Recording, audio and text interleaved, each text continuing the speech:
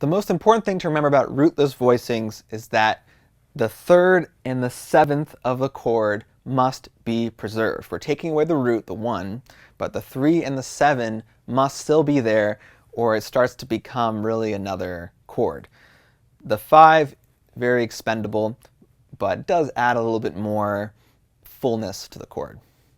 So starting with just the 3 and 7 of our first chord, here it is in root position.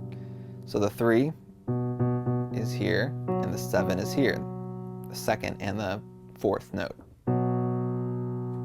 So with the root in the left hand, this is what that 3 and 7 would sound like.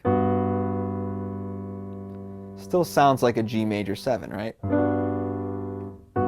Just a lot more open. And that openness is exactly what we want for this rootless voicing. So I'm going to play the root of the chord in the left hand for now, just so you can hear what these rootless voicings are implying, but we're actually going to be leaving out that root quite often. But we want to train our ears to be able to hear it so that we can imply those kind of harmonies. So here's our 3 and 7.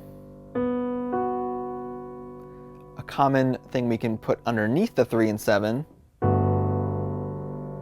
is the 9.